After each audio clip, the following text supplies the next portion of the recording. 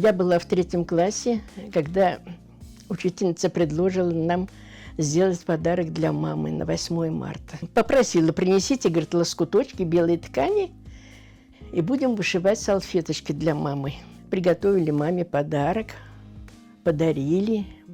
Мама говорит, неужели это ты сама вышила? Я говорю, да, учительница показала, и мы сами вышивали.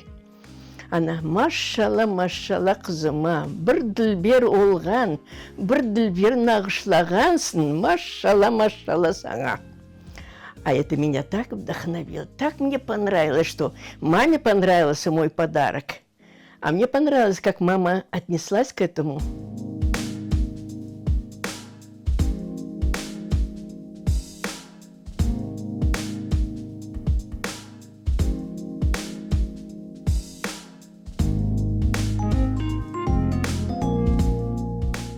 Деревья, листики деревьев, цветы вышиваются французским узлом вот этим.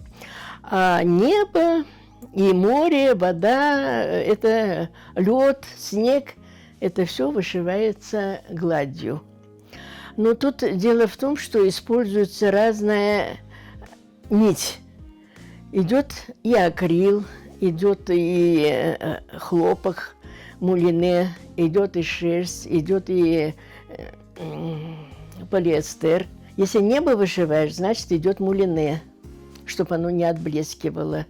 А если море идет, воду вышиваешь, то надо, чтобы оно блестело, и идет уже шелковая нить. Нитки очень много разных тонов надо, потому что одним зеленым цветом дерево не вышьешь. Там столько тонов: светлый, темный, грязно-зеленый, светло-зеленый, там темно-зеленый, даже черный используется, вот, чтобы передать глубину вот этого рисунка.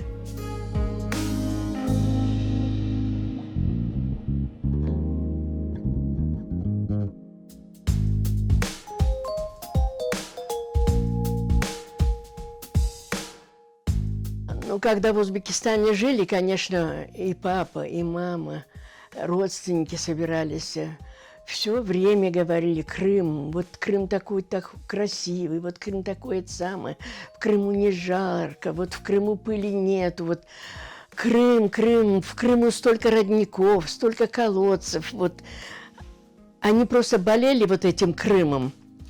И в нас, наверное, с детства уже вот это было привито любовь к Крыму, к родине. И когда мы в Крым переехали, я только тогда оценила то, что они говорили про Крым.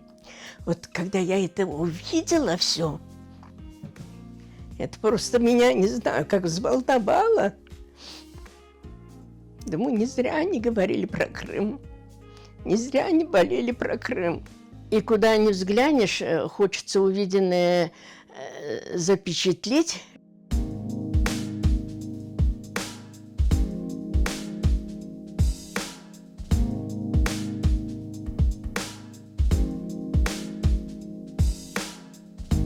Когда вышиваешь, уходишь с головой туда, ни о чем не думаешь.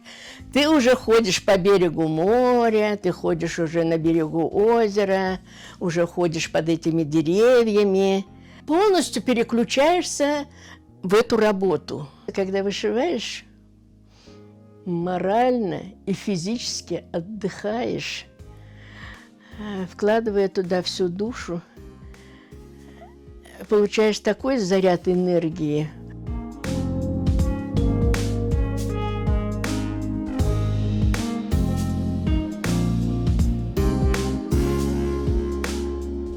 Нельзя сидеть, сложа руки перед телевизором. Надо все время чем-то быть занятым.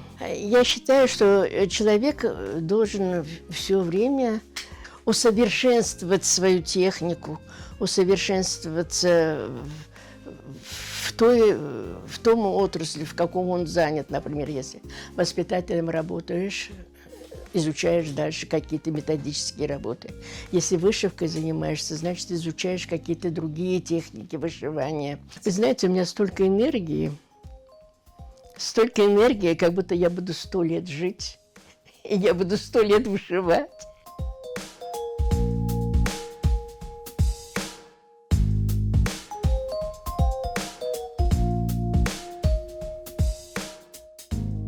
эти игрушки очень прочные.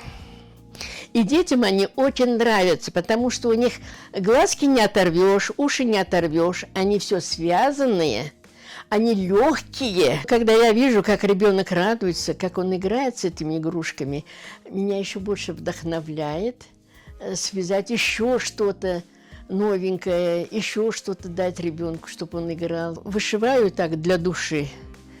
И если устану вышивать, перехожу на вязание. Короче, чередую то одно, то другое.